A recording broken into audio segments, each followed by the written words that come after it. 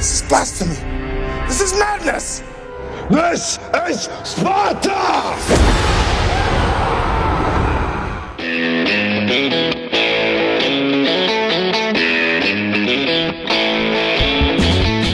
Hello and welcome once again to the Cine-Files, where each week we enter the world of a great film, we explore its themes, its history, the filmmaking, and the influence it has on us today. My name is Steve Morris. I am a filmmaker.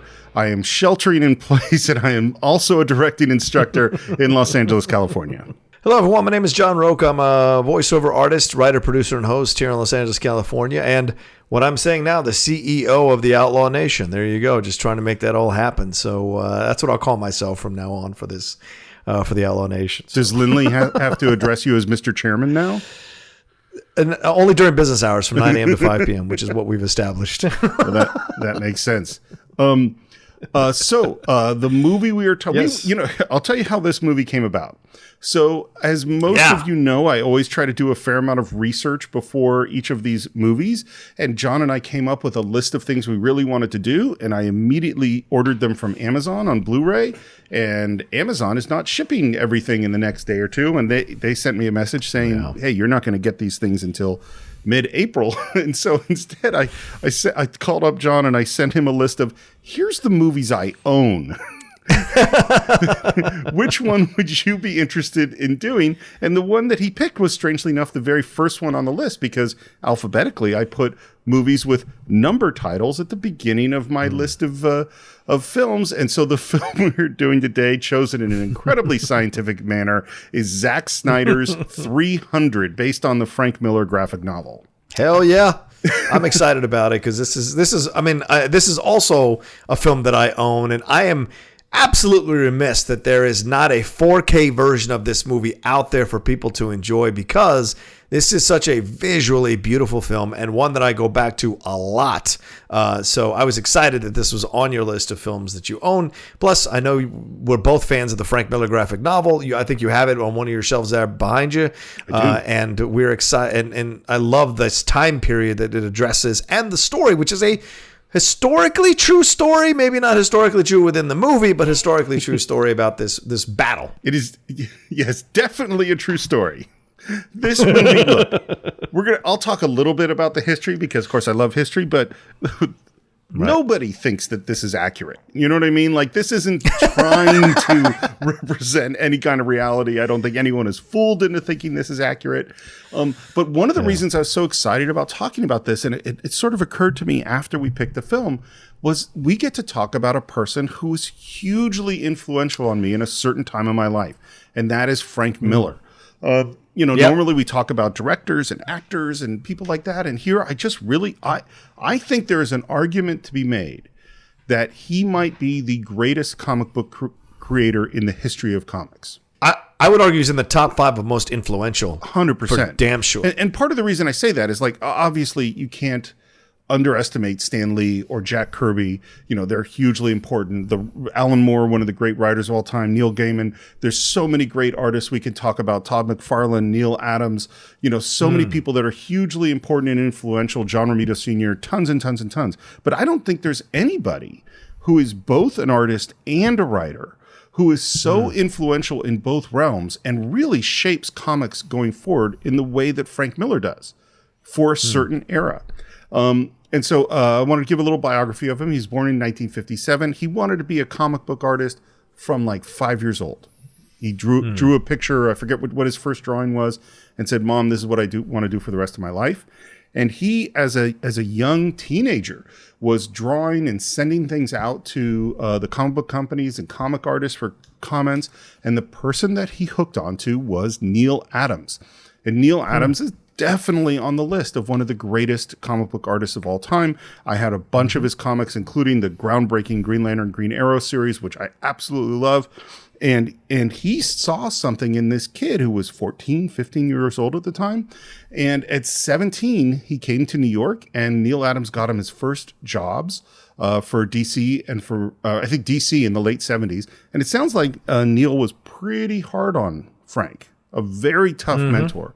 But what's interesting is what he said you can't teach a Frank Miller. All he could do was help him think like an artist. I think that's an interesting statement. Yeah. And he's doing, fill-in work at DC and Marvel. And then what brings him to our attention is the comic book Daredevil was failing. And there's this moment where, and at the time, Daredevil wasn't that cool a character. And Right. when a comic book is failing, that is sometimes the time when the studio, when the comic book company is willing to have someone come in and do something, because the book's probably going to get canceled anyway. So he comes in on Daredevil first to draw, and then writes his first issue where he writes and draws it in 1981. And that first issue is the first appearance of Elektra. And I think his run on Daredevil is one of the great runs in comics of all time. Do you remember, I actually meant to ask you this earlier, do you remember how you first experienced Frank Miller as a comic book artist? Yeah, I've told the story a couple of times on the Outlaw Nation shows and requests, and people ask questions about how I got into comic books. Listen, I enjoyed comic books for what they were. My dad would buy them and bring them home off the rack, those 3-in-a-pack type things, and just to give his kids something to read while he was like trying to do something at the house. Here, read this, things of that nature. I would go and buy, but I didn't understand what comic books meant until I went and signed up at a comic book shop in Virginia, in Woodbridge, Virginia, at the old Marumsco Plaza, and there was a comic book shop there. And I remember I went at 15 years old, and I said, I want to start a folder. I've heard this because other friends were telling me about it at high school, and I was working now doing a part-time job, earning money so I could go out to the movies or whatever, because that's how it was in my house, and I wanted to buy comic books. So I started a folder, and it was maybe within the first 3 or 4 weeks that I was there, I heard that there was a secret meeting that people would have every Saturday in the back room of the comic book shop, and you would just sit there. He'd close the comic book shop, and you would sit there for 2 hours and read comic books amongst other people and then compare notes. And it would be almost like a semi-book club. And I remember that Dark Knight Returns, the first issue, was something that they said, this is one you've got to read, off his Daredevil stuff and blah, blah, blah. And so that's when I discovered Frank Miller. I still own the first issues of each one of those 4 Dark Knight Returns ones. I have them saved in my closet. They never leave my side, and where I go. And he just changed my life. He changed me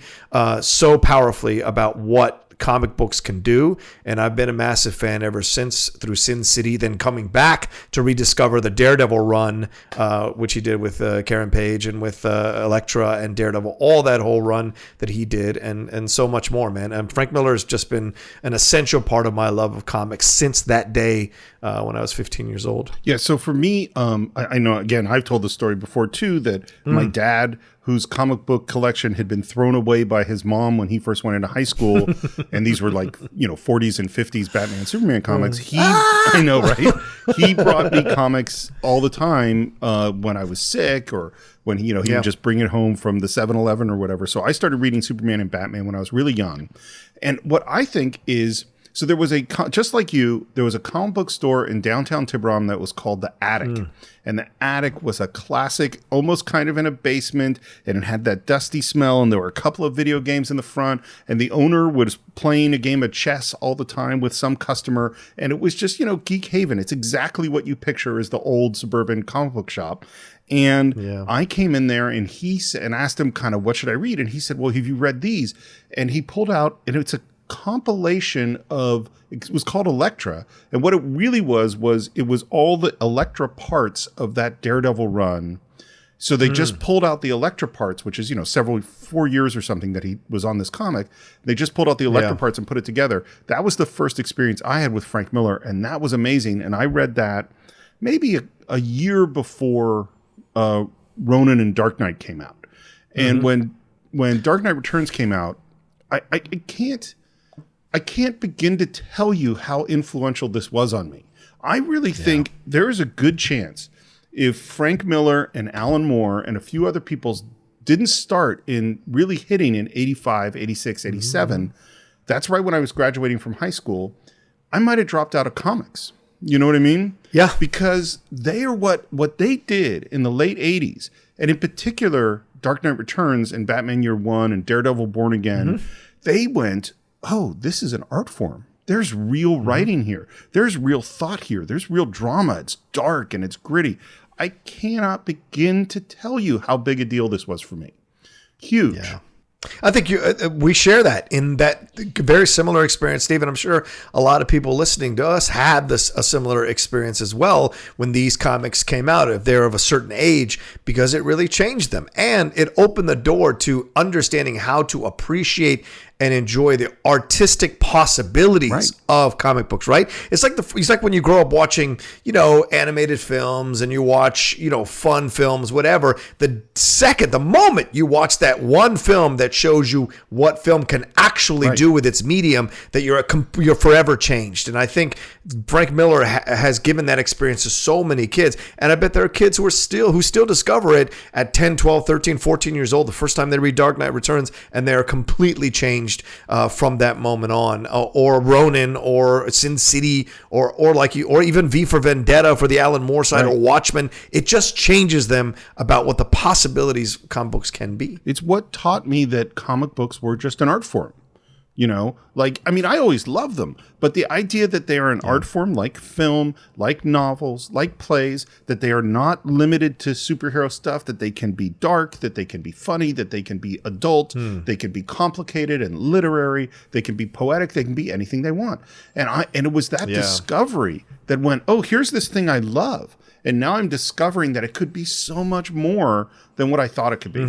So he does Dark Knight Returns, obviously a huge hit. Does Batman Year One with David Mazzucchelli, which is absolutely that is the Batman origin story. I don't think we have all the Batman movies, the resurgence of comic book stuff without Frank Miller. I don't think that exists. Yeah. And then he has a big fight with DC and Marvel over censorship because Frank Miller wants to do these dark, gritty, violent things, and he and DC and Marvel had ratings, and they wanted to put ratings on things. Yeah. And Frank believed that was against freedom of speech, and he split off from those big companies and went off to Dark Horse and did Sin City. Man. What a groundbreaking book, both in terms of art, in terms of content. Those are ones I still come back to. I still read. I still enjoy. I have them sitting up on the shelf all the time. I enjoyed. That's why I was so shocked that they were able to pull off Sin City as a movie. I hope one day we do that on the Cine-Files. I was so shocked at what they were able to do, bring all those stories together, bring all those characters, and make them live within the world, the crazy hypercharged noir world that he creates in these Sin City books. So yeah, all of it, Steve. I devoured these things. They were sexy, they were gritty, they were dirty, they were still the good versus evil type vibe, except the good was a little grayer and the evil was even more brutal. There was so much that they confronted in these books, and thank God Frank Miller found a way to have his voice be on the page again with the way he wanted to do it. So much of that is for me very influential to get me into noir as well. Well, and this is the thing, is that Frank Miller was inspired by Mickey Spillane. He loved Sam Peckinpah, and what we need to say, and this is something that's definitely going to come up as we talk about 300, is there is a particular kind of hyper-masculine, hyper-violent, exaggerated, archetypal thing that Frank Miller loves, that I loved too at a certain time in my life. And now looking at it, I have some more complicated feelings about it, even though, for it is amazing work. And then after Sin City in 98, he does 300 with his wife, Lynn Varley, who had been the color artist for everything he had done in color, one of the most brilliant color artists and painters in the history of comic books. And 300 is just a spectacular graphic novel. And anyone who loves the film, you owe it to yourself to go look at this book, because you will be blown away at how much came out of 300, out of the comic. Also, the unusual nature of the graphic novel of this particular one, it wasn't the standard comic book shape. It was longer. Right. It was in the hardback form. So it required you to look at it almost like a movie, because every page was almost like a film cell that you were watching and experiencing as you were reading the book. Well, and just a piece of art, like unlike anything you'd ever seen in a comic narrative form. And part of this is that Frank Miller had been obsessed with the 300 Spartans story since he was 6 years old. He had seen the movie The 300 Spartans, and all of this, of course, is based on some history, some of which might be accurate, a lot of which, and I'm not even talking about 300. I'm talking about the actual history from Herodotus and those people, because there are no contemporary accounts, and there's a lot. If you wanted to get into the weeds with some historians, you could hear some debates about what exactly do we really think happened during this time. And, the answer is that we really don't know. And there's sort of particularly with this movie and this comic, a big T and little t conversation. Big T truth versus little t truth is that there is a bigger truth that Frank Miller wants to get at here. And to get at that bigger truth, he is definitely sacrificing any concept of realism at all. Warner Brothers and Zack Snyder really wanted to make a movie of this. And Zack Snyder is a huge Frank Miller fan. But at the same time, which I didn't know, Michael Mann was planning to make a movie about the 300 Spartans based on the book Gates of Fire, which is a really good book about this subject as well. So there's kind of something we've heard before. We heard about it with Spartacus, is some competition. Who's going to get their thing going first? And Frank is not really interested in having anyone make a movie of his comic, because he's picturing them trying to translate his comic to a regular film. And Zack Snyder continually tells him, no, I want this to look exactly like the comic. And the first thing they did, and he hasn't raised the money yet either. So the first thing they did was they took the comic, they scanned it into a computer, they photoshopped out all of the lettering, and then they turned that into an animatic, which is what you would use for animation, tell a story. And they had Scott Glenn narrate it. And they thought, this thing looks really, really cool. They take it to the studio. They take it to Frank Miller. They both say, nope, not going to do it. So then they build maquettes, which is the little statues of all that we use for developing characters for animation. They build those of all the characters, and they go, man, this stuff looks so cool. This is so exciting. They take it to Frank Miller. They take it to the studio. Nope. But what the studio does do is they give them a little bit of seed money to shoot something. And so they get, with a very little bit of money, a guy dressed up like a Spartan against a green screen, and they do this 360 battle shot, and they bring that to Frank Miller and Warner Brothers, and they say, okay, let's do it. Because that's when they go, oh, when you said you wanted to look like the comic, that's really what you're going to do. So it goes into production in 2005. The budget is $60 million. And what we should say is this movie is made unlike any other movie had been made. CG has advanced to the place that they really, basically, everything you see in the background is all generated by computer. There are over 1,500 special effects shots in the film. It's basically every shot in the film is a special effects shot. And the complexity of how you have to make this movie that all has these virtual backgrounds everywhere is crazy. Yeah, I just love it. My girlfriend walked through while I was rewatching it yesterday, and she goes, "This whole movie's on Photoshop." And I go, yes, it actually is, yes. And I'm happy for it. Well, and I think part of why it works, as opposed to some stuff that we've seen that really doesn't work, it's not trying to be realistic. This isn't the real world.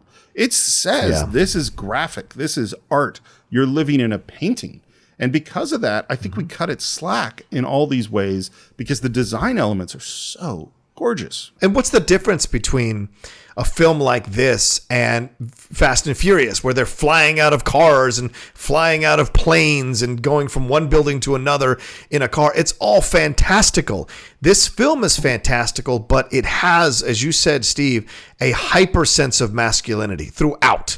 I think not even to the expense of women, because the only woman in the piece is incredibly strong and powerful in her own way. So it's basically hyper strength humanity, I guess, is what you want to say, going on throughout this movie. This idea of what it means to be a warrior, and I guess overall is what he's trying to show throughout the movie. And I love it for it, because it's a separate entity than something else you might see. Because certainly you could argue those Fast and Furious movies, or the Schwarzenegger movies, or Stallone movies were all about hyper masculinity as well. Well, and I think, look, you're signing up for this film. You got to kind of know what you're getting into, you know, and it is a lot. It's a lot of a lot. And if you, and it's the same, you know, honestly, it's the same. I wouldn't recommend Sin City to my mom. You know what I mean? Right. She's not supposed to read that comic or watch that movie. This movie is not. Yeah, this movie is not for everyone. It is violent. It is filled with testosterone. It is problematic in some ways that we might discuss. But it is also awesome in the plate. And where it is awesome, it is awesome. Yep. Would you like to get into its awesomeness? Let's do it. I just put on my abs, so let's go do it. Let's get into it. You painted them on, you know, to make them really. I painted them on. Man, there's some serious abs.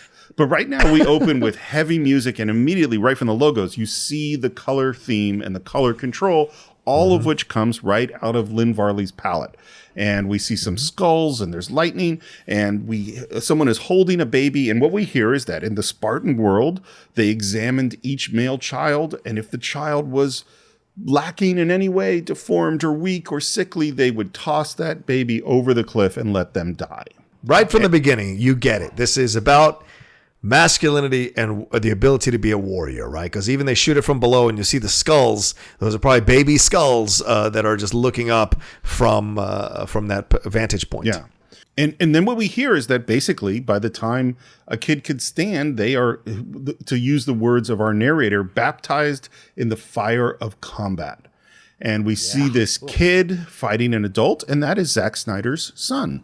Of course it is. And he gets kind of disarmed and knocked down, and he stands up, does the total Bruce Lee wipe the blood off, you know, and goes on the attack.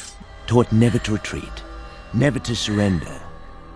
Taught that death on the battlefield in service to Sparta was the greatest glory he could achieve in his life. And we see that iconic shield. And then we hear that at age 7, kids are taken away from their mothers and they're plunged into a world of violence. And this is called the Agoge. And this is all based on real Spartan history, and that they are trained in every kind of combat. By the way, in actual history, they were also trained in music and art and culture at the Agoge. So, but we don't see that in the film. Yeah, you can't let that culture stuff get in the way. We're not going to get into that. And we just see it is brutal. Kids beating other kids. They have kids that are just strapped up, tied up, and beaten with a rod and a lash. And it's all to just make them super tough. So listen, you might feel that this isn't a good thing to do to kids growing up, but this is the movie that we're in. And then we're off in the snow, and this kid is a little older. And we hear that basically there's like a final test where they're put out in the wild. Left to pit his wits and will against nature's fury, for he would return to his people a Spartan. Or not at all. Again, everything in this shot except that kid is CG. The flurries of snow is CG. The background is CG. The big wolf is CG. Everything we see is CG. Just a tiny, tiny bit of set. And we see the wolf approaching, and our main character kind of backs up into this crevice in the cliff. It's not fear that grips him, only a heightened sense of things. And the wolf howls and leaps forward, and he impales it on his spear, which we see in him in the real world. And on the background on the cliff wall, we see the shadow of the wolf being impaled on the spear. Yeah. It is super cool, and it is exactly right out of the comic book. Exactly. I remember that's one of the panels that has always stayed with me, that shot of the wolf. And the big, you know, they had the graphic novel on the set, and the big question they asked every single day when they had to make a decision is, what would Frank do? And we hear this rising chorus. The music, by the way, is by Tyler Barks, I think. We see this helmet in the snow, and that boy comes he's out of focus, and he comes forward. He comes into the shot in focus. Everyone bows down, and it is revealed that this is, in fact, the next king. This is Leonidas. Our King Leonidas! Ho, ho, ho! A beast approaches. It was King Leonidas himself who provoked it. And we cut to a rising sun that's just blasting. It's like brighter and bigger than any sun you've seen in film. And these horses riding out of the sun in slow motion. It is super dramatic. And this is maybe one of only 2 shots that was not on a soundstage. This is actually shot outside. Everything else is on a soundstage. I love the music here. The music throughout this movie, not just the choral stuff, but the pulsating drum beats and the doo-doo, doo-doo, doo-doo. Like that kind of stuff just gets you into, this is a rock and roll film. This is absolutely a rock and roll historical film, and it's so great in that approach. The horses ride up. Again, the beautiful color palette of Lynn Varley, and there's this messenger who pulls out of a bag a bunch of skulls. And then we cut to with crowns on. Yeah, and then we cut to Leonidas, Gerard Butler, who is training with his son. Had you seen Gerard Butler before this? I don't think I probably had in one of his like smaller roles, but he hadn't stuck out to me in any way, shape, or form. So when I'd heard he was the lead of this, I didn't know what to expect from him, but immediately from the trailer, you knew that this was a guy who was owning this role. So you wanted to see even more of him in this part. Totally. He's so, and again, if you look at the graphic novel, like he embodies that intense shape of that particular character. And he's giving his son a little lesson about what it means to be a warrior. And in particular, we hear this idea that a Spartan's true strength is the warrior next to him. And that thematically is something that's going to come up over and over again. And then here comes the messenger, and the messenger is brought in by Dominic West, who plays a sort of bad guy in this film.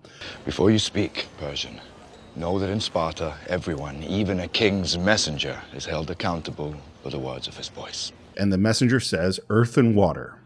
Now, we don't know exactly what that means, but Leonidas says, you rode all the way from Persia to for earth and water? And then our Queen Gorgo, played by Lena Headey. Yeah, Lena Headey. Who of course, we know is Cersei. Yes. Yes, and cost me a Schmoedown match way back. Oh, really? Because I said Lena Headey instead of Lena Headey, and I lost the match to Sam Levine that way, which has been an angry moment in my life. I hated that I hadn't memorized that name. But yes, she's fantastic here, very strong, and yeah, but has the interaction. By the way, I would have lost that match in exactly the same way because I had to remind myself as I was writing my notes. I was sitting there going, "It's Headey, it's not Headley, it's Headey." So I totally would have blown it on the same thing. And she says, "Do not be coy or stupid, Persian. You can afford neither in Sparta." Now, why is she talking smack to this guy? This is strength. Both of them are just saying and I think because they probably heard, and as the Persian is about to tell them that the other Greece states or whatever they were at that time have also been approached. And so I'm sure word has traveled fast. So they were expecting this emissary. And of course, David Wenham, who is, I think, the name of the actor who does a lot of the voiceover in the movie, he has said this beast is coming. Right. And so Leonidas brought this beast. And so you know that this is the first kind of extension of the beast. And so they seem to be prepared to address this person in a powerful way. Yeah, I just go like, they're so mean to him right away. I'm not saying they should have made a deal with him, but like it doesn't seem like their negotiating tactics are that smooth. No. And he sort of takes offense by being spoken to from a woman this way, and he makes a big threat. Basically, Sparta needs to, give in to the Persian Empire because he talks about the army so massive that it shakes the world, and that Xerxes is a god king, and to be really clear, Persia is the largest empire in the world at this time. It is a huge, huge empire, and Greece is really small and weak by comparison. And then as you just brought up, Leonidas says, "Look, we've heard the Athenians already turned you down." And his line is, "And if those philosophers and boy lovers have found that kind of nerve." And this is a nice little subtle reference to the fact, and this, I don't know if people remember, but around this time, it was starting to come out more and more about the historical things with Greeks were doing with young boys at this time. There was, remember that scene in Birdcage where they have the bowl, she has to put the soup in the bowl, and I think it's it looks like Greek, older Greek guy having sex with a younger Greek boy in there. So yeah, sure they are. They're playing leapfrog, yeah. So this had been starting to come out a little more in the pop culture or mainstream acceptance. They weren't just philosophers; they also had sex with young boys, and what was that all about? So just in that one line, you get that there's a little bit of a historical shot. Well, there. but this is where I'm gonna point out some historical things. There's a lot of controversy about this film in terms of its portrayal of Persians, in terms of its portrayal of Spartans, and all sorts of stuff. And one of them, there's a historian that basically says, and I like the way he puts this. He says it's pretty strange for Spartans who practiced, and this was his frame, institutional pederasty, to comment on the boy lovers of the Athenians. It's like the Spartans were just as likely to have this behavior as the Athenians, maybe more so. So this was not really true. And again, it creates this masculine ideal of the Spartans. Straight male masculine exactly. ideal, yes. And there's this moment where the Persian messenger says, choose your next words carefully. They may be your last as king. And he looks around and there's a breeze, and he looks at the kids and he looks at his wife and he looks down, and then he draws his sword. And the thing is, when he looks at Lena Headey does this like subtle nod to approve what he's about to do, because she knows he's about to come at this guy hardcore. And so she kind of like does that kind of restrained nod, understanding this is a strong step that's going to lead us into war with these massive numbers of Persians, but it has to be done. And to be clear, killing a messenger is against all the rules. I mean, if we have rules, that's, because if you can't have a messenger, then how can you have parleys? You can't. Right. And the messenger is shocked and says, this is madness. And then in one of our most iconic film moments, he yells, This is Sparta! And kicks that guy into what appears to be a bottomless pit that we just happen to have in the middle of our building. And then all the It's a pit of despair. Yeah, it's the pit of despair. It's a pit of despair. And all the other Spartans wipe out all the Persians. It looks amazing. And for a trailer moment, the This is Sparta moment and that kick is awesome. And even the way the fabric on the guy's clothing moves as he flies into the pit is kind of amazing. Two things about this. Leonidas didn't do this. It was a Spartan king about 10 years before who actually killed this messenger. And the idea that Leonidas started the war with Persia just isn't true either. Again, I'm not criticizing the movie not for being historically accurate. I just like the history. So here's a little bit of the history is that the real thing that started this is the Battle of Marathon, because the Persians, which again, largest empire in the world at the time, sent kind of an expeditionary force to Greece, and the Athenians landed near Athens, getting off their ships, and the Athenians saw them and immediately attacked them before the Persians could really react or form up defenses, and they wiped out probably about 5,000 Persians, which is a small army for the Persians, but a pretty big army for the Greeks. And this was at the time that Darius, Xerxes' father, was the king of Persia. And he's a huge, powerful warlord. And they really couldn't stomach this little country messing with him that way. And that's when they started to send the big armies under Xerxes, Darius' son. And now we have Leonidas climbing this cliff. And he gets up to some kind of temple. And there are these old mutant looking leper kind of guys that are somehow the elders. Yeah, they're the mystics. He calls them, Wedham calls them the mystics. Yeah. And basically they're saying, hey, you shouldn't have done this. You shouldn't have made this deal. And he's saying, no, we got to unite and we got to fight them. And I have a plan that will lead them to this place where our superior skill and terrain can defeat them. And they go, no, we're going to ask the oracle. The sequence is gorgeous. Yeah. There's this woman and she sort of wakes up as smoke from a brazier goes into her lungs. And you get the sense that she's in some sort of strange trance, and she starts to move, and the fabric moves around her in this incredibly strange slow motion way. You want to know how they shot this? Please. It's underwater. Yeah, it makes sense. That's what makes the fabric move like this. And as she's doing this, what we hear is that these old guys who are called the ephors or something like that, is that they pick whatever the prettiest young adolescent girl is and drug them up, and pretty much sounds like rape and abuse them and turn them into these oracles. And she says there's some big religious festival or something where we're not we're forbidden to have war. And basically she reaffirms that and that we shouldn't go to war. And one of the old guys licks her. It's just nasty. Yeah. That was a Zack Snyder idea, of course. And so Leonidas leaves, and then we see Gold, and there's Dominic West, who's sort of the bad guy, and he's with this big Persian guy, and what we get is, the old guys got bribed by the Persians. Yep. Didn't stop him from licking the girl, though. No. Yeah, nasty. No. Once again, hypermasculinity, right? This idea that these older men would take a young, nubile woman and use her up the way they do. And that just speaks to this kind of hyper-masculine, a man will go do what he wants, But they're villains, but it's still a hyper-masculine approach to it. We're back at the castle or his home, and Leonidas is naked looking out of the windows, and his wife wakes up, and then they talk about what he should do. Legally, he shouldn't do anything because the elders have said you can't do this. So that is why my king loses sleep and is forced from the warmth of his bed? There's only one woman's words that should affect the mood of my husband. Those are mine. That's where, to your point, that this is a really strong character who we like a lot. Yes. It's an equal relationship. He goes to her for counsel. It's an equal relationship. For all the criticisms the film can take, and I totally understand them, this relationship is very 50-50 between them.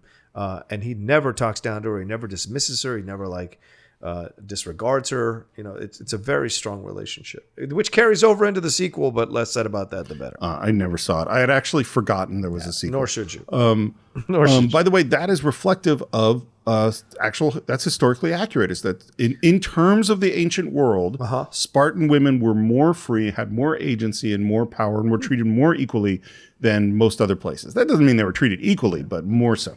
It is not a question of what a Spartan citizen should do, nor a husband, nor a king. Instead, ask yourself, my dearest love, what should a free man do? That's the sentence that gets him over the edge. And then they make love. It's beautifully filmed. Yes. Karen, we were watching it together, and she had an interesting comment about this, which is that she said it's still doing a thing of objectifying a woman in a specific way, which is that what she said is all of the shots of pleasure in the sex scene are of her, not of him. Yes. And that makes it uneven in this way. You know what I mean? And that yeah, absolutely. I was like, totally good point. And he goes off to see his troops in they're in a wheat field, and this is all green screen. There's like 10 feet of wheat around them, and everything off in the distance is all CG. And what they did was they continually reuse sets. So this particular set has kind of a mound, so it's low in one area and rises up. They use this over and over and over again. Anytime anyone goes up a little hill, it's on this set. And all they do is they just redress it or have it shoot it at a different angle or have them come down the hill instead of up the hill.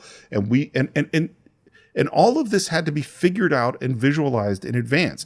And the set decorator and art department had to figure out how to redress the same set over and over and over again. And they had to figure out how it was going to fit in with the backgrounds that they're creating. It's so complicated, and it takes pre-visualizing in your mind what a film is going to be is really, really hard. And doing it like this, I can't even imagine how hard it was to make all this work. Yeah.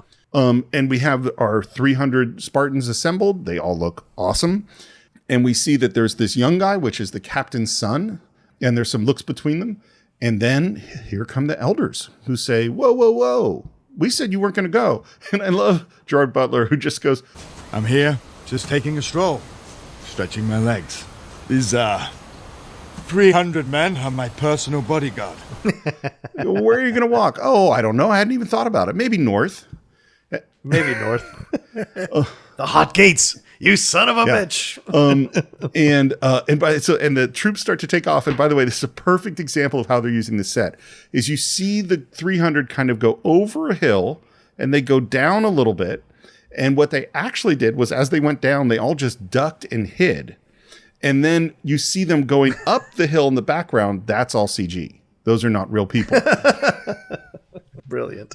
And he goes up to see his wife, and there's just long, looks between them. And they nod, and she takes off this necklace, which has like a wolf tooth, which is from the wolf that he killed. Yeah. And she puts it around his neck, and there's just a look, and he starts to go, and then she calls him back. Spartan! Yes, milady. Come back with your shield. Or on it. Yeah, this is something Lindley says to me. Yeah, go ahead. Wait, this is something Lindley says to you? Yeah, right for every Schmoedown match. Essentially same thing. I didn't shower and put makeup on for you to lose. So it's basically the same thing. First of all, that's amazing.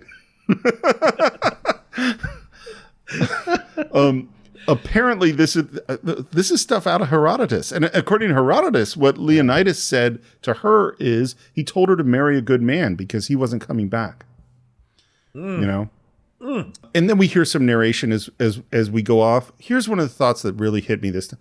There's way too much narration. It is so not really. I don't like it at all. Oh, yeah. You and I are on different sides on this. I love the narration because I like David Wenham's voice. I like his voice too. So I like the way he sets everything up. He would want to say "I love you," but it doesn't exchange. He's too powerful to say. I love it, and then they go off and do whatever. So I totally respect that you don't like it, but I think it adds an essential element. Well, I think because a lot of it is right because he's filling in the holes. I don't think there were any holes though. That's my problem. Is that a lot of the narration straight out of the comic, and the comic book is very poetic, or the graphic novel, and the way that it's done is that it's like we march through heat, through rain, blah blah, and it sort of fits with the graphic nature and the poetic nature, but this really goes into the redundancy of I totally got everything that happened in the scene between between him and his wife. I understood it. So having a narrator come in and tell me that isn't actually helping. Like, I think you could pull out 50% of the narration and have the really good stuff, and you wouldn't actually have missed it. That's my feeling about it. Okay. And as the Spartans walk off, we see under a tree this strange figure who we're going to meet later, and they're marching straight towards us. Man, the abs. This is some abs. And they really, really trained hard for this film. They weren't just they were doing a lot of martial arts training to do all the fight choreography, but then they were also just doing, 4 or 5 hours a day of just super hard training. And what they did, it sounds a lot like kind of what CrossFit becomes, is that every day was a different challenge. They continually changed how they did it to shock the body. And these guys, they really, yes, they did makeup on the abs to make them look better, but these guys are in great shape. Oh, and one other thing too is like even the way Spartans wore armor. They didn't just wear like a cape and a loincloth, you know what I mean? They actually wore armor, but that's not what Frank Miller wanted. And that if you look at even the way the fabric drapes is graphic in nature, it has a shape to it. And doing that in a drawing is easy, and that the linearness of it, the parallel lines that it creates, all this stuff. Doing it with real fabric when people are moving is actually hard. So the costume designers had to build these capes to look exactly the right way. I wonder if it's subconscious, Steve. Red cape, Superman. I wonder if it's the subconscious nature to it. All these are heroes going, superheroes essentially going to have this incredible fight. I bet it's conscious. Like that's I had totally the same thought. And we meet some Greeks. These are the Arcadians, and they brought thousands of guys to come fight in this war. They're like, hey, we hear the Spartans are fighting. And then they're going, man, how many people you got? You only brought a couple of 300 people? We got a ton of warriors. And I love Leonidas here. He goes, What is your profession? I'm a potter. and he points to another guy, and he says, I'm a sculptor, and another guy, a blacksmith. And he turns to his men and says, Spartans! What is your profession? It's totally out of the Marines. And and they hold their shields, and he turns back and he says, See, old friend, I brought more soldiers than you did. Just the smirk in the line is brilliant, you know? I really don't think they treat these Greeks that well. I think they could have gotten a little bit more out of these guys. And we see that hunchback again. And his name, by the way, is Ephialtes, and it's played by Andrew Tierman. And then they see this city on fire. And this is not in the graphic novel, because some of the things they had to do, the graphic novel is very slim. So they had to fill out some parts in order to make it be a feature. And to me, you can kind of tell when those are the weaker parts of the film. And they see a footprint that looks not quite human. And then there's this shape in the clouds that looks like this giant figure. And it's really the shape of the Immortals, who are some of the bad guys we're going to fight later. And then we see it's just a girl. And she comes out and collapses into Leonidas's arms and kind of talks about the beast that came from the blackness. And then she dies. You want to know what gave Zack Snyder this idea? What? Newt from Aliens. Oh, that makes They sense. mostly come at night. Right. Mostly. Yeah. And then the question is, well, where did all the people go? And then someone says, hey, we found the people. And we see them all looking at something. And the Arcadian is freaking out.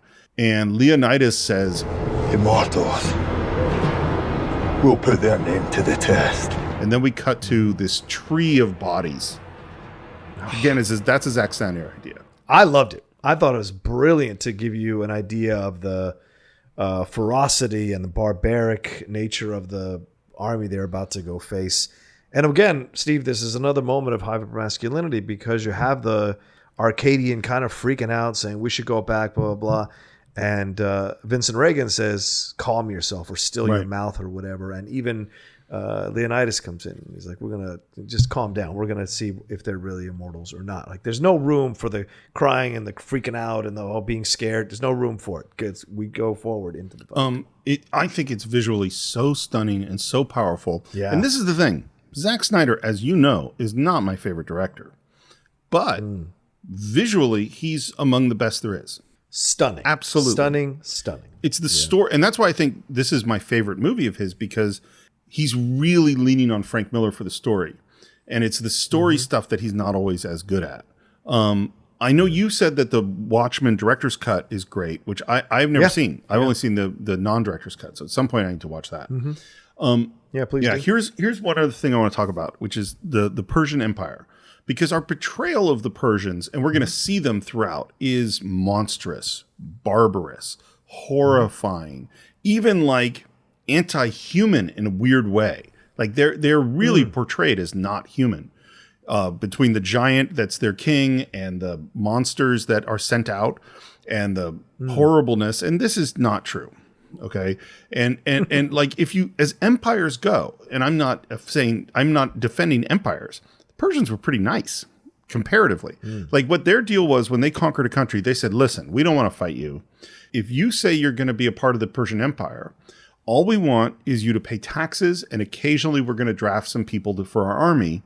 And other than that, your kings, they stay your kings. Your religions, stay your religion. You roll your country however you want. As long as you pay us some taxes and send us some troops, we're cool. That is not what's being portrayed in this film. And this is one of the reasons that a lot of people from the Middle East and people from Iran and really feel that this movie is filling racist tropes. I'm not going to disrespect that point of view because Lord knows I've seen that in minority portrayals for many years in Hollywood. But I have to say, every time I watch the film, that thought never occurs to me. This is a fantastical film. There are people with buzzsaws for forearms. And so there's a large elephants that with earrings on them and things of that nature. So to me, the whole thing is not to be taken seriously. It's just, a fantastical retelling of this tale. So the idea that it's Greeks versus Persians, I'm just like, there's for every empire, there have been, mischaracterizations. Do you know what I'm saying? And so this thing to me it's never struck me that way. And we do hear the Persians say, if you just kneel to Xerxes, you get to be ruler of the land. You get to so there, that is in the film. It's just not as powerfully put out necessarily as the first thing because the size of these armies are so large, and the way the God King is portrayed by I forget the actor's name, but the way the God King is portrayed is more of a aloof, distant, untouchable thing. But I have to say, I don't feel that way about the movie. But again, I'm not going to disrespect that point of view. I think more True Lies, those kinds of movies are definitely terrible for stereotypes of Persians than this movie, but again, it's from a historical point of view, I get why it would be offensive. Well, here's because where I agree with you is that I don't think this is a movie that should be taken seriously. You know, like this is not a realistic film. It's not trying to be. It's trying to be a fantastical film. But here's two things I would bring up. Is that so? This movie is made in 2007, or is made in 2005 and 6, and released in 2007.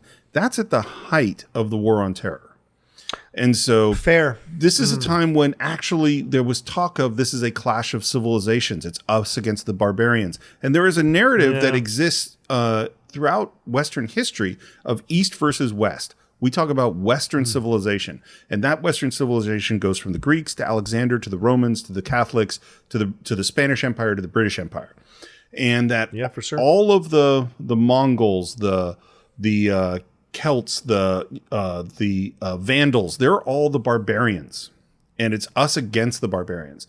And if you think about like if this had been a movie that came out after Donald Trump called, they're sending their rapists and murderers, and there are these hordes attacking from the south. And this had been a movie about Cortez defeating the Aztecs, and the Aztecs or the Incas or the Mayans were portrayed as monsters and barbarians and horribleness. Would you feel differently? Well, I mean, it's different context, isn't it? Because Cortez is the one infiltrating and invading their lands, fair point. Rather than this situation where they're coming in to try to, you know, Cortez would be the villain in that movie, as opposed to in this situation. But I mean, I take the point. I absolutely understand the point. I'm certainly not going to begrudge organizations or people who feel that way. I just don't think. For me, I've never had that thought in my head. I've seen that way more prevalent in other movies that have been racist and stereotypical towards Arabs or Persians or people from the Middle East. So we arrive at the Hot Gates and we look out at the sea, and there we see this shot of the Persian fleet, and we say it looks like rain, and then we cut to the storm and the destruction of the Persian fleet. And the shots, again, it's redundant, are amazing, of our guys in the rain, and Leonidas standing with the rain battering against his shield. It just looks amazing. And the 300 are cheering as these ships are going down. And then we go back home, and this is a scene where our queen is meeting with some loyalists, and we hear about some politics and that she wants to speak before the council, and he's helping her in some way. And I think this plot line doesn't work. It's not that interesting. Where it ends up, I love the final scene of this plot line, but there's just like, this is not in the book, and I kind of like, I just stay with the 300 and not go back to this. Right. The Spartans climb up a rock and look out, and there they see the armies of the Persian army camped out in front of them, and they go on off into the distance forever. Huge army, and the Arcadian freaking out. And our Spartan, who I think this is Michael Fassbender, starts to laugh. I've fought countless times, yet I've never met an adversary who could offer me what we Spartans call a beautiful death. I can only hope, with all the world's warriors gathered against us, there might be one down there who's up to the task. Again, a little bit of history. We actually have no idea how big this Persian army is, because Herodotus says it was 5 million people. That's not possible. Okay. and you know, and this is the thing, is that everybody exaggerates, you know, their war stories, every culture. So all of our stories, and Herodotus wasn't around. He's a couple hundred years later writing this history. It was sort of passed down in oral tradition. And there's a guy that did some research, and he said that if there was a column of 5 million troops in marching in, you know, so they're, you know, 10 or 20 people wide, that column would go 2,000 miles. That's how big 5 million troops would take. And it would go all the way back. Like the front of the column would be arriving in Greece while the back of it was still leaving Persia. I would like that. I'd like a little mini movie of the two dudes at the back. Thank God. the two Persian guys at the back. Oh man, I don't know if we're ever going to get there. Anyway, so the numbers, it was a way bigger army than the Spartans and the Arcadians that were there, but it wasn't, you know, 100,000 to 1. It was maybe 500 to 1 or something like that. We don't know. Yeah. And another emissary shows up, and he's on some big litter, and, you know, again, the Persians are portrayed as just monstrous and evil and cruel and weird, and he's whipping people, and the Spartans are building this wall. And the emissary is basically saying, look, you guys should just give up. There's no way this is going to happen. And do you think your pathetic wall will do anything except fall like a heap of dry leaves in the face? And then he looks up and realizes that there are a whole bunch of Persians embedded in the wall. And Michael Fassbender, who, by the way, is Stelios, says, Our ancestors built this wall using ancient stones from the bosom of Greece herself, and with a little Spartan help. Your Persian scouts supplied the mortar. And the emissary is pissed off, and he pulls back his whip in this really cool shot, and then Fassbender leaps up. This is a wire shot, but really cool, and cuts his arm off. And Fassbender says, Go now, run along and tell your Xerxes he faces free men here, not slaves. And the emissary threatens him. He's like, no, you're not going to be slaves. Oh, your women will be slaves. Your sons and daughters will be slaves, but not you. You're all dead men. 1,000 nations of the Persian Empire descend upon you. Our arrows will blot out the sun. And here we get the line. Then we will fight in the shade. That's in Herodotus. Oh, good. That apparently, I mean, that's what he says they really said. Okay. He was there. By the way, there's this narrative about free men. This is really framed as freedom versus barbarism versus oppression. Mm-hmm. The Spartans were the greatest slaveholders in Greece. So all this talk, in fact, the reason they could be this warrior society, it's very much like the samurai, is because they had all these slaves doing all the farming and mending and weaving and cooking and all that stuff. So they could just focus on being warriors all the time. And now we have our hunchback, Ephialtes, and this guy says, look, there's a goat path that it comes in behind. And if the Persians find it, they're going to, attack you from behind and you'll be defeated. And he's wearing armor. He's got a Spartan cloak. He's got a shield. He's got a spear. And he says that his family fled Sparta because he was going to be one of those babies, basically, that was thrown out and killed. Yeah. And that his dad taught him the ways of fighting, and he wants to join them, and he shows him his spear thrust. And you could see that Leonidas kind of likes this guy. He smiles at him. Fine thrust. I will kill many Persians. Raise your shield. Sire. Raise your shield as high as you can. And this guy can't raise his shield. We fight as a single, impenetrable unit. That is the source of our strength. And if you can't raise up your shield, if you can't protect him from his neck down to his ankle, then you can't help me. And I'm sorry, he basically says, like, you can clean up the bodies, you can, help the wounded, but you can't be part of my army. I don't know why he didn't say phalanx. It's a phalanx. Is that what they call it? Phalanx? Yeah. Okay. And I don't know why he didn't say, hey, why don't you go work with those Arcadians? You could totally be one of those guys, But instead he just says, because he's a Spartan. Yeah, I can't help you. And our hunchback does not take this well and screams at his mother and father and says they were wrong, and he throws the shield away. And this, of course, is going to come back to haunt our Spartans. But I will say this speaks volumes to Leonidas. Like you said, Steve, he respects the guy. And he probably respects him because, as much as a warrior can fight in battle, what do you do when the battle is within your own body? And he fought against his own body and the limits of his body to develop a thrust so strong. Yeah. And when you see the thrust the way it's highlighted in the movie, it's a damn good thrust. But unfortunately, he can't lift that shield. That shield is the issue. Now, he could have also understood the fact that, hey, Leonidas was being understanding and you can't be part of the phalanx. Okay, good. I'll get rid of the bodies. At least I'm still part of the war as a Spartan. But his pride got the best of him in that moment. He throws the shield away, screams at his mom and dad, and then, of course, we see what happens later. Leonidas dispatches some people to guard that goat path, and then they're standing there, and suddenly the earth starts to shake.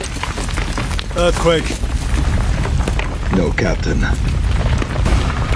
Battle formations. And then we see the Persians coming, this horde of Persians. And by the way, in terms of color scheme, the Persians are always in cool blue, gray colors, and the Spartans are always red and flesh tone warm colors. And the first shot, by the way, the Persians, all CG. It's only when they get close that we actually have real people. And leader comes up on horseback and basically says, lay down your weapons. And the music builds and someone throws a spear and impales the dude. No one should bring a message to the Spartans. I just think... Yeah, clearly it's a big mistake. Big mistake. 3 times now. and Leonidas yells, "Come and get them." Also in Herodotus. Oh, really? So let's break this down for a second. How can you write about a tale you were never there at and nobody else survived? Like, did he have some random Persian guy who walked up and was like, I'll tell you the story. I'll tell you what happened.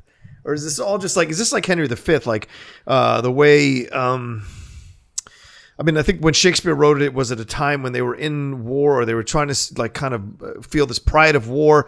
And of course, when Olivier did his version of Henry V, it was right after or right in the middle of World War II. So it was a way to rally England into the battle and rally England to have strength in this battle. Is this the same thing? Herodotus, did he write this at a time to kind of give pride to the Spartans and the Greeks in this way? So I listened to, it's a podcast I brought up before, which is Dan Carlin's Hardcore History, which is, this is this podcast where he'll frequently do a 5-hour long podcast. And if you think the Cine-Files goes into a lot of detail or is, somewhat well researched, there's no comparison. Hardcore History is really, really serious. And he talks about this. He talks quite a bit about Herodotus.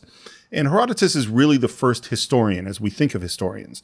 And so my understanding, again, I'm not an expert here, but my understanding is he's trying to be accurate, but it absolutely is just what you said. I mean, the reason that the story of the 300 was told was purposely to inspire the Greeks to war against the Persians.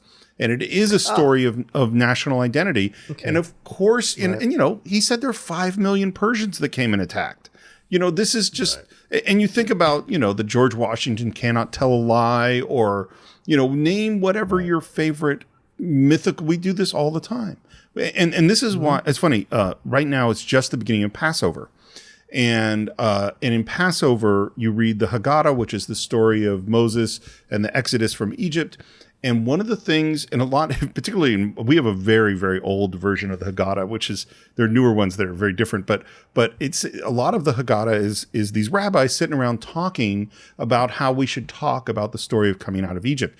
And one of the rabbis, and there's a whole discussion of how many plagues there were really, because they said the hand of God, and the hand has 5 fingers, therefore it was 10 plagues, it's 10 times 5, so it's 50 plagues really. All this weird stuff in there, because a bunch of rabbis sitting around arguing about things, they'll get into some weird ideas. and one of the rabbis says, listen, whoever exaggerates on this story, that person should be praised. And that's an interesting statement, because what they're saying is we're trying to inspire future generations. And so if we exaggerate the story, that's going to be more inspiring. And so, but that statement to me makes you totally distrust the story's accuracy at all. And I think that definitely is at play here. Here comes the Persians, and our guys are in their formation behind their shields, and the battle is just super cool. Yeah, man.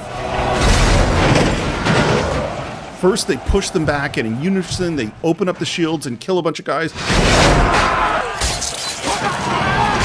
Then the shields all come down and close together. By the way, these spears, they're all collapsible, and they have like a bungee cord in them. So when you spear someone, it collapses into them, but because it's got this big rubber band essentially in it, the tension goes up the more you push it in, which makes it look better in terms of the arm, because there's resistance going on. Cool. All the blood is CG. All the backgrounds, of course, are CG. And then we get to, after a bunch of group shots, we get Leonidas's shot. And his attack is totally amazing. And the way it was filmed, which is really interesting, I think it relates to kind of bullet time thought from The Matrix, which is what they did is they have 3 cameras all really close to each other. One that has a longer lens, so it's more of a close-up. One that has a middle lens, so it's a medium shot. And one that has a wider lens, so it's a wide shot. And they're all running at super fast speed, which allows them to slow it down for slow motion, but also speed it up by taking frames out. And what they're doing is they're going between the close, medium, wide shot, but it's all the same take. And so it gives you that sense of flying in and flying out. And he is just a badass in this shot. So many cool moves. And man, it's like a 45-second long. That's so hard for an actor to be perfect in every moment. And they train like crazy to do this. Yeah. The stunt coordinator, by the way, is named Damon Caro. And he kind of said, look, we have no idea really how the Spartans fought. And he knew a lot of more Southeast Asian martial arts like Arnis and Kali. And so that's actually the style of fighting in this. It doesn't really come from Greeks. But Man, it's cool. They look thirsty! Well, let's give them something to drink! To the cliff! And they drive them forward and push them off the cliff. Another great, beautifully well shot in terms of cinematography. Just them going off the cliff one by one. It's just a beautiful shot. It's badass. And it's right out of the graphic novel. And the hill that is the cliff that they're pushing them off of, that's the wheat hill that they walked over and hid behind. It's the same spot. And brilliant. They kind of go, hey, we've had a good start. And they're all cheering. And then they look up and here come the arrows. And they do, in fact, darken the sky. And our guys get under their shields. And one of them starts laughing, just like, you had to say we'd fight in the shade. And they all laugh together. And then they get up. And Leonidas, in the most badass moves, knocks the arrows off his shield with his sword. And then suddenly none of them have arrows in the shields. The arrows have all disappeared. And now we have our second attack, which is the horse attack. And they get in a phalanx. And here's what Zack Snyder said. He said, you know what? We had to do the horse attack as a montage because we didn't have the time or the money to actually choreograph a huge horse battle in sequence. So there's a lot of really cool shots as we have this horse, but they don't all fit together. And we knock guys off their saddles and cut off horses' legs. And these are a lot of animatronic horses. It's really cool battle. And then we go back to the queen and her son. And she's walking in slow motion. And this is where I go, like, why do we need slow motion here? Like, this is not, like, they're so hyper dramatic in this area that I don't think is as strong. And then here comes Dominic West with this son. And he goes, be ashamed if something happened to him or you. Yeah. And they're like, oh, okay, I get what's going on. It's after the battle. Our Spartans are dispatching the rest of the Persians because we're not taking any prisoners. Leonidas is eating an apple. And then we hear there's another group coming and it's not another army. And he goes, oh, well, maybe they want to talk to me. And the captains go, no, you can't go. What if they killed me? And basically Leonidas says that would be the best thing that could happen. Pray that they kill me because that's going to rally the rest of Greece to fight. And now we meet Xerxes. Rodrigo Santoro. That's it. Rodrigo Santoro. That's his name. Apparently Xerxes really did travel on a giant throne that was carried around by a bunch of people. This one is kind of ridiculous. It's mostly made out of foam and it's on wheels. In the comic, Xerxes is 10 feet tall. Yeah. But that was kind of too ridiculous. And Rodrigo, or Xerxes, is actually the same height as Leonidas. And so they made him about 7 feet tall. It would be nothing short of madness for you, brave king, and your valiant troops to perish. All because of a simple misunderstanding. There's much our cultures could share. Haven't you noticed? We've been sharing our culture with you all morning. This is where we hear Xerxes is like going, look, it's not smart to go against a god. Imagine what horrible fate awaits my enemies when I would gladly kill any of my own men for victory. And I would die for any one of mine. And then Xerxes comes down, he steps down on people as his steps, and he comes up behind Leonidas and puts his hands on his shoulders, looking like just a giant. And of course, what's really happening, he's putting his hands on like a green dummy that's short, and they're compositing in Leonidas. And he says, look, if you make a deal with me, that all you got to do is kneel, and then you can be the king, and you'll rule all of Greece, and you'll be wealthy and all this stuff. Just kneel to me. And Gerard Butler's great here. You see, slaughtering all those men of yours has it's left a nasty cramp in my leg, so kneeling will be hard for me. The disaffected voice or the overly, we're going to do things, the slow motion Ted Levine voice, is that a Zack Snyder thing, or is that in the book at all, or did Herodotus say like his voice was booming or anything like that? No, okay, so it's his decision to be clear, make him sound I have not read Herodotus's history of this battle, he might say that. But no, it's a Zack Snyder thing. And what they did, they just pitch shifted. It is the actor's voice, and they just pitch shifted it lower. Yeah. And to me, it's just a little too much. And now he makes a whole bunch of threats and says, if you don't do what I say, the world will never know you existed at all. The world will know that free men stood against a tyrant, that few stood against many. And before this battle was over, that even a god king can bleed. Very Braveheart-ish to me. Yes, I was just going to say that. It's very reminiscent of the Braveheart moment. Also, isn't this kind of like a how can I say this correctly?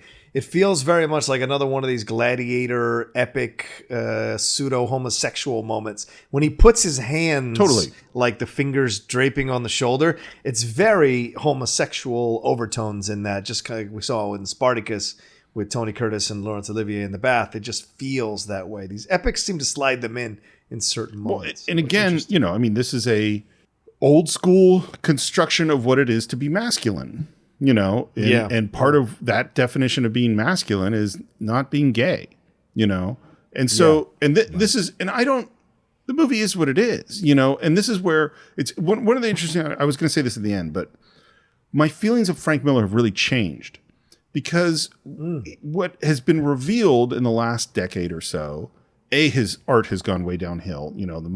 Most of his stuff since the 2000 hasn't been nearly as good. But then also it's been revealed that he's got some pretty radical political views and has said some pretty nasty stuff.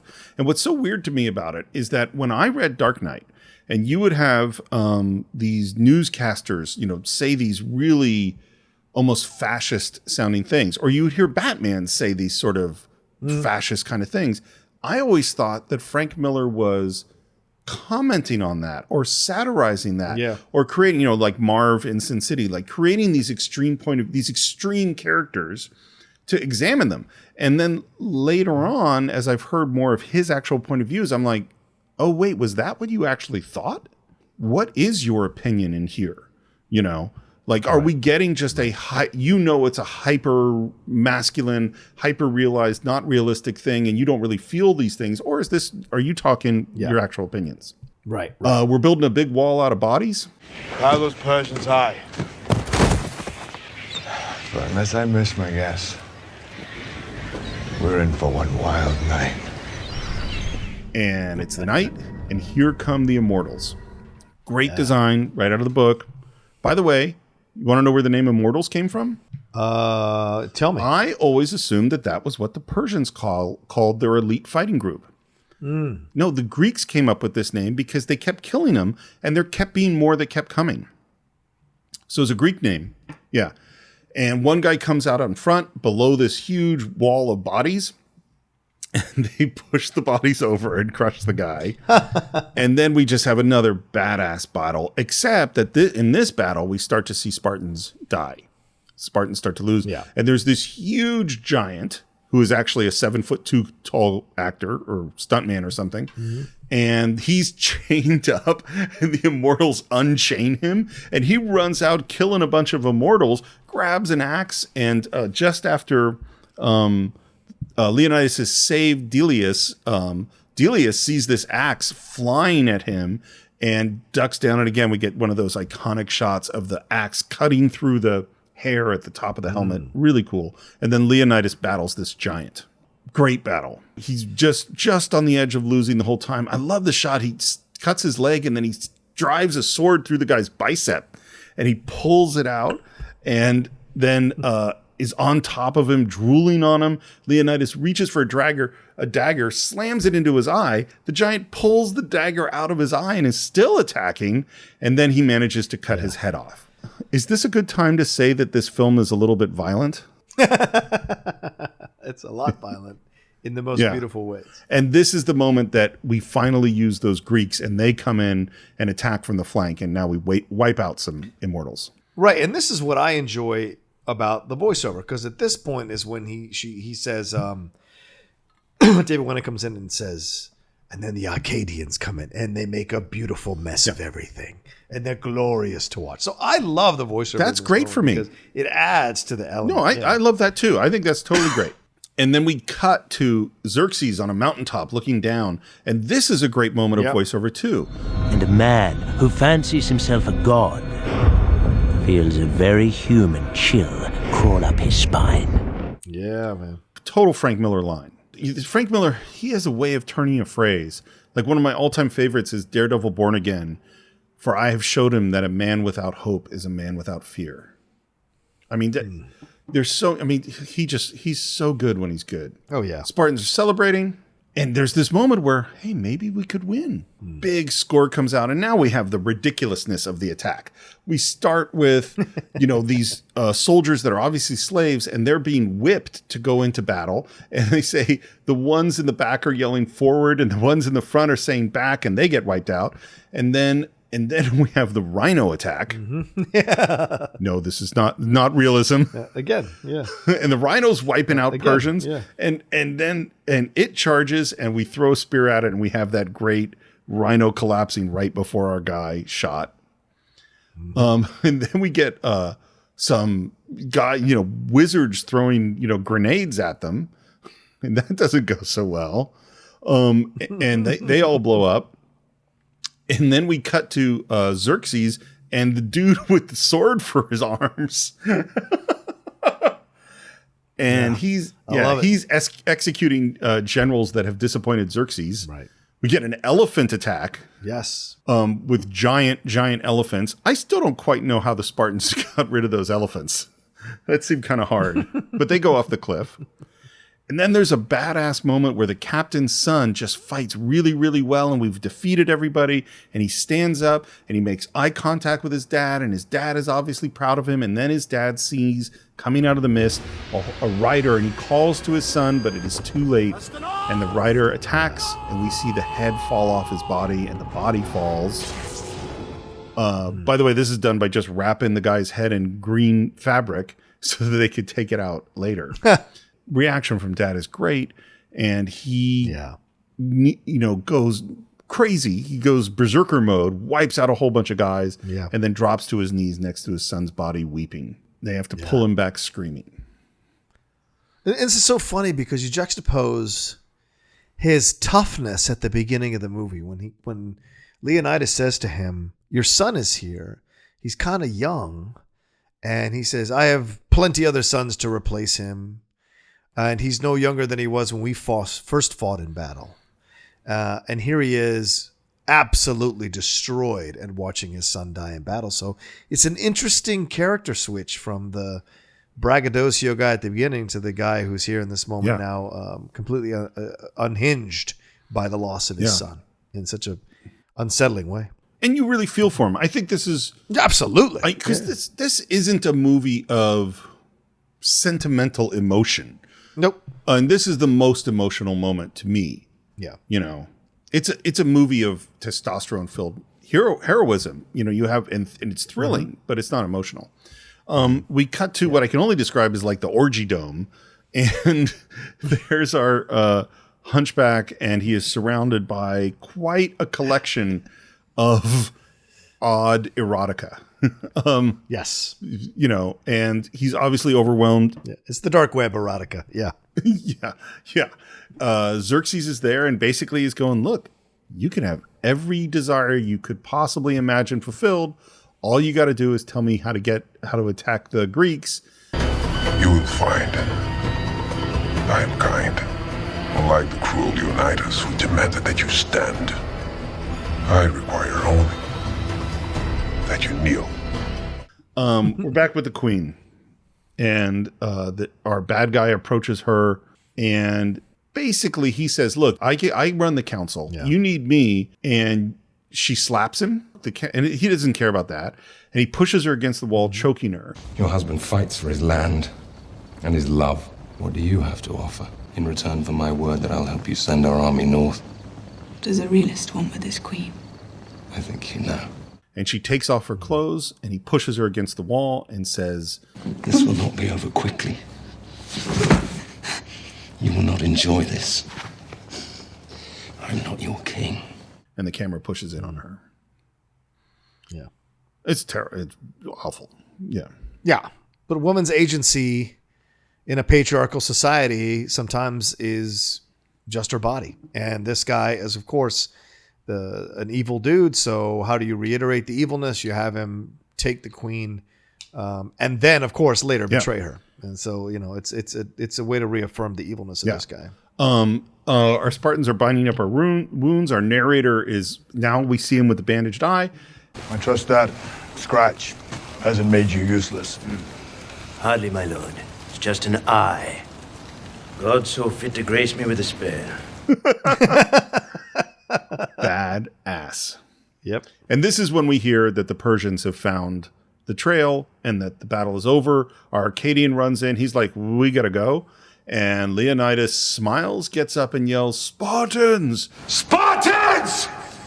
Prepare for glory! And the Arcadian is like, what are you talking about, dude? We're just going to die. It's just surrender or death. And he goes, yeah, you go, but spread the word. No retreat, no surrender. That is Spartan law.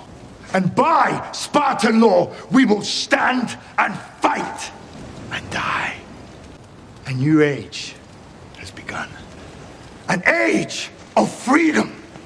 And all will know that 300 Spartans gave their last breath to defend it. And then up comes the captain who's, been weeping this whole time.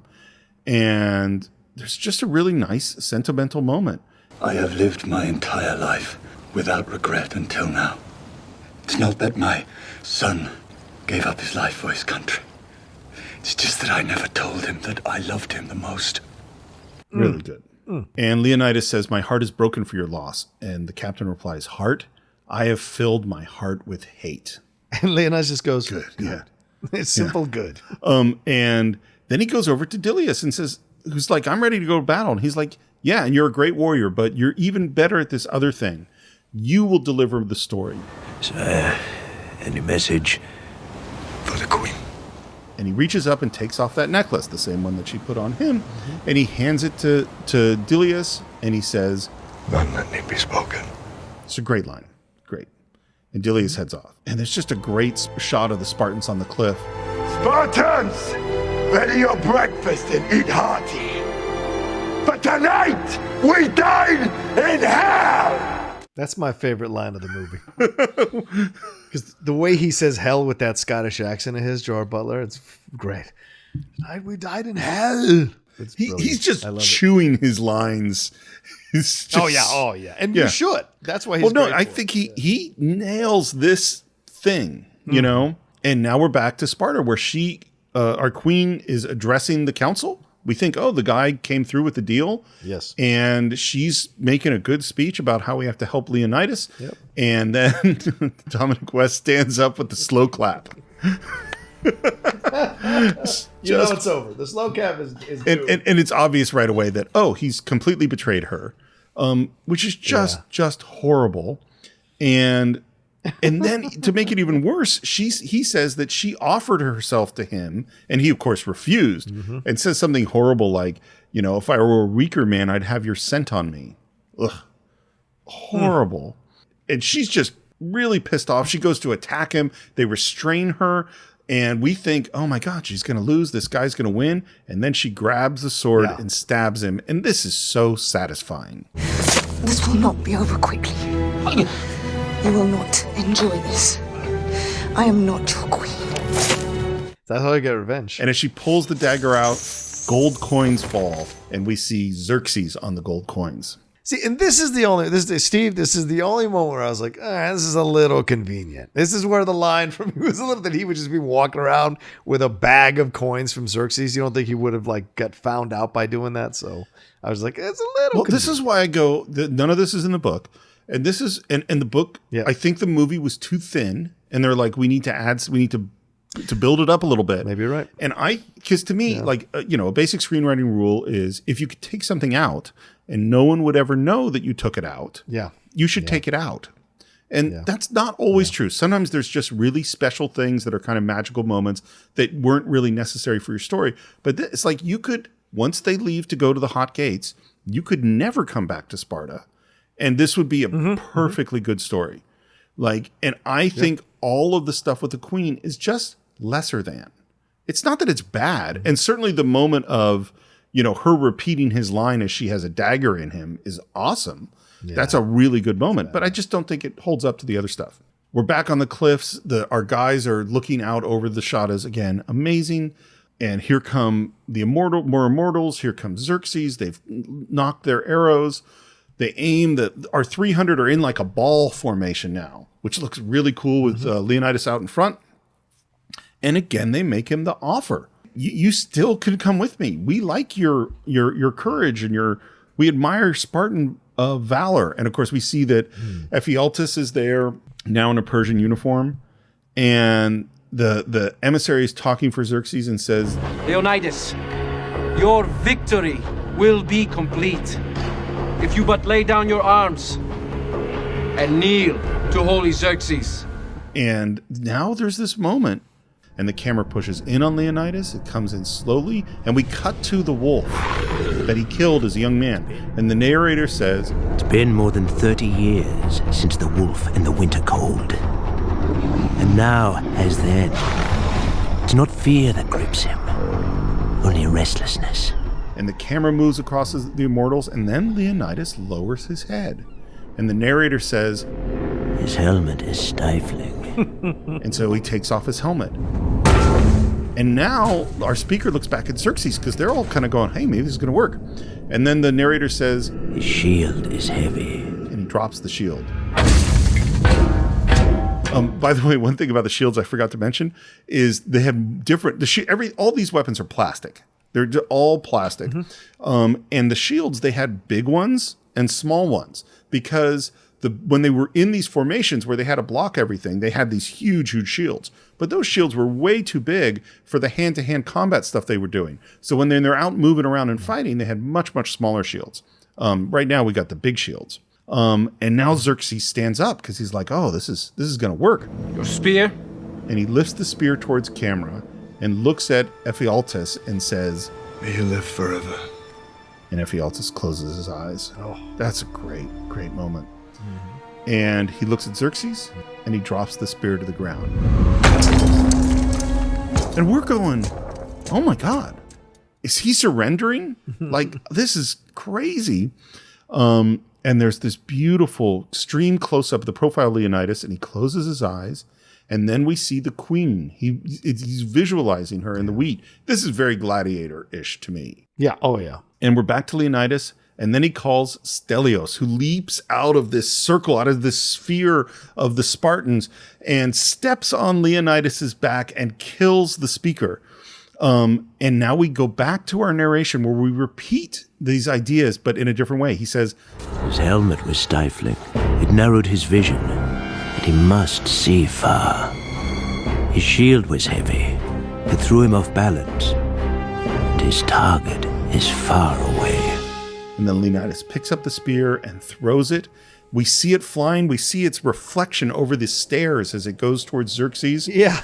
And it catches Xerxes just in the mouth in like some piercing thing and draws his blood, which is what he said he wanted to show, that a god can bleed.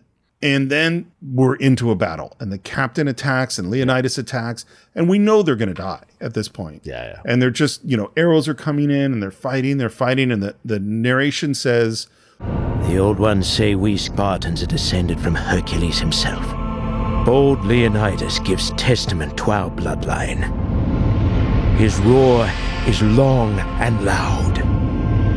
And he screams, but the scream is silent. We don't hear it. And the captain falls to the ground, eyes open. And he's next to Michael Fassbender, who says, "My king." And they take hands, he and Leonidas. And he says, "It's an honor to die at your side. It's an honor to have lived at yours." Leonidas stands. He gathers himself. "My queen! My wife! My love!" We're in a shot from behind him, and he raises his arms, very Jesus pose, and then the sky is darkened with arrows as they come down at him. Great movie death. Also, doesn't Vincent Reagan have a great death as well in this too? The dad, he fights through those four, and he gets stabbed by 3 Persians. Then, a la Excalibur, the last Persian, after he wipes them out, he drags the spear deeper into his body to kill that final Persian before he dies. So he gets a nice little death as well for being by Leonidas' side the whole time as well. Yeah. And we're back to the queen, who's in the wheat field, and Dilius shows up, and there's no words. He hands her the necklace.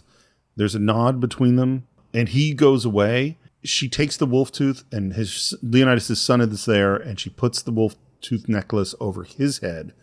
And now we hear our narrator, Dilius, who now we know who he is, telling this story. "He did not wish tribute. no song, no monuments, no poems of war and valor. His wish was simple. Remember us. And we cut to this shot of Leonidas just impaled by hundreds of arrows. Really cool shot. Long I pondered my king's cryptic talk of victory. Time has proven him wise. But from free Greek to free Greek, the word was spread. Now, here on this rugged patch of earth called Plataea, Xerxes' hordes face obliteration! To Leonidas and the brave 300, to victory! And then they charge off to victory. And we have reached the end of 300. A lot of people cite the Battle of Thermopylae as the moment that Western civilization was established. Because, interesting. Because if they don't win the battle, or if they don't rally the rest of Greece because of the Battle of Thermopylae, and by the way, where the Greeks really defeated the Persians, it was at Plataea, but it was also really set up by a whole bunch of naval victories. Mm-hmm. That's where they really, because the Greeks were much better sailors, had a better navy than the Persians, and they wiped out a ton of Persians. That's in the sequel. Oh, is it? Yeah. It is. Yeah. That's funny. Yeah. And Xerxes was assassinated maybe because he did such a bad job dealing with this little Greek nation. Mm-hmm. But if we don't win the war against the Persians, and I say we, because now I'm putting myself as part of Western civilization. If the Greeks don't defeat the Persians, there's probably no Socrates, no Plato, there's no Sophocles, there's none of these plays, there's no Aristotle. And that is there's no Greek democracy, which is really the foundation for a lot of the ideas of Western civilization. And without Aristotle, and there's not Alexander the Great. And really, and there's an argument even to made that there's not Rome, because Rome doesn't exist without Greece in a lot of ways, because so much of their culture came from learning about Greek culture. Mm-hmm. And it's interesting the way this final moment is written, because it's written as if the people in Sparta know that Greece will be the cradle of future civilization. You know what I mean? Which, of course, they didn't. Right. This is, I think, one of the first movies that really did big promotions at Comic-Con. Did you see it? Were you there for that? Yes, I was. And it was incredible. And being there to see it launch in that way, it was awesome. Because once again, this is still, remember, this is 2008. So when is this is 2007, I think, something like that. It's right before Iron Man. So this is right before the MCU kicks off and everything. This is a comic book movie right before the MCU kicks off. So it showed you, because it did well at the box office for what it was, it showed you that there was a taste for this. There was a burgeoning taste for this kind of entertainment, and it was right before the MCU exploded. So you could say they were a little bit ahead of their time, or a little bit ahead of the curve. Huge opening day, $28 million. Huge opening weekend, $70 million. Grossed $456 million worldwide. Has very mixed reviews. And I think this is like the perfect example of what I would call the Rotten Tomatoes split, which is that if you look at Rotten Tomatoes, it has a 60% tomato meter rating, which is the critics, and an 89% audience rating. You know, because this is where I think this is the kind of movie that critics don't do well on. Mm-hmm. Because, I mean, I've pointed out a whole bunch of things that are weird in this movie, but the visceral nature and the visual nature and the violence of the thing, emotionally, it just works, you know? And this is what frustrates me in being in the sphere sometimes, is when I run into critics who look at these films and don't understand the context of these films, or don't want to judge these films from a different context than it's not Truffaut. Well, yeah, it's not Truffaut. You're right. It's meant for a different audience. It's meant for a different thing. Does it do well within what it's constructed to be? And that's why I take every movie on a case-by-case basis with the perspective around it. And I've gotten into battles over this movie, over this movie, because so many critics want to dismiss it as just, airshopped or photoshopped and airbrushed fun. But there's actually really powerful themes within the movie. This idea of brotherhood, this idea of equality in relationship, this idea of not being pushed around by a stronger force, the idea of being a free man making a decision to defend your people, dying for a cause you believe in. There's a lot of great themes and points being made by the movie, in my opinion. And yes, it's airdressed with all this masculinity and whatever. If we can tell a predominantly homosexual story, why can't we tell a predominantly masculine masculine or heterosexual story. I think that's okay to balance it out. Yes, I know it hasn't been balanced in times past, but I still think it can be valid to make those kinds of movies nowadays, as long as you don't seek to, undercut another group of people in society by making your movie. So it gets frustrating sometimes in that way. I'll sort of give my final thoughts, I think, which is that one of the things I believe really strongly in is that movies should be judged on what they are, not on what you think they should be. Is that I didn't like the movie as much this time as I had watching it in the past. And some of the flaws really came out more for me. But what's great about this movie is really great. Visually, it is stunning. And it's stunning in a particular way that can't think of any other movie is. The Marvel movies, they don't actually look visually like comic books. This movie does look like the graphic novel. Yeah. This movie is a piece of visual art in a way I don't think any other movie is. I think it looks remarkable. I think the action sequences are amazing. I think the full-on testosterone, manly culture that they're portraying, they do a great job with. Do I have some problems with some of that? I do. But just like we talked about with a kung fu film or a horror film or a comedy, is judge it for what it's trying to be. And that doesn't mean you shouldn't be critical of it. You're welcome to be critical of it. But if you want to see a bunch of buff dudes have crazy fights against crazy stuff with amazing visuals, this movie is great. If you want deep, complicated, sensitive, balanced, no, this isn't this. This is not that film. Just as you say, it's not Truffaut. Right. You go see Spartacus for that. Kind of. I think it's just a fantastic film, and it's one I go back to a lot. I've worked out to this film. This film is essentially, it's a rock and roll film and a rock and roll historical film, but it does not mean that it does not have something important to say still within the film. And I think that's important for people to take away. You can argue the aesthetic and argue if it works for you or it doesn't. But for me, it does. It excites me visually every time I watch it. I have maybe 10 hard-ons throughout the movie. And that's basically the point of that movie. Having served in the military, it does bring out that primal desire to fight within you. And so I've always had that. So when films really capture that, for me, I enjoy revisiting them. I enjoy feeling that power, that strength, and what have you, and believing that, if I was in a different time, maybe I could be a Spartan, those kinds of things. And that film brings you into that. There's a heroic nature to it. And it's not an epic while also feeling like an epic within itself. And I give it a lot of credit for that, and some good performances overall throughout, and some great action sequences that stick with you after you watch the movie. Well, so that's what we think of 300. Of course, we'd love to hear what you think. Please visit us on our Facebook page. Do a search for the Cine-Files.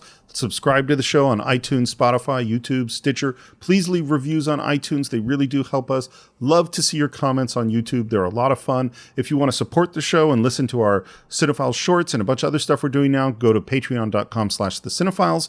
You can, if you haven't seen 300, go over to cinefiles.net, where you can buy or stream this film along with everything else we've ever reviewed. And if you want to reach me, you can reach me on Twitter at SRMorris, on Instagram at SRMorris1. John, what about you? You can always reach me at The Roca Says on Twitter and on Instagram. And once again, please go and subscribe to my YouTube page, www.youtube.com/John Roca Says. We just crossed over 12,500 subscribers. Want to keep marching towards that 20,000. Would be great. So come on over. Great content's coming. Also, a new Star Wars show is going to be launching soon. So there's still all kinds of stuff happening. And Steve, of course, will be a guest on the Outlaw Nation very soon. That show happening every Tuesday night from 6 p.m. to 8 p.m. on the channel. And if you want to follow the Cine-Files, you can do so on Twitter at Cine_Files, on Instagram at the Cine-Files Podcast. And I think that is it for this week. We will be back with a film which it's got to have less testosterone than this one. I don't know what it is, but we will see you next time for that film on the Cine-Files.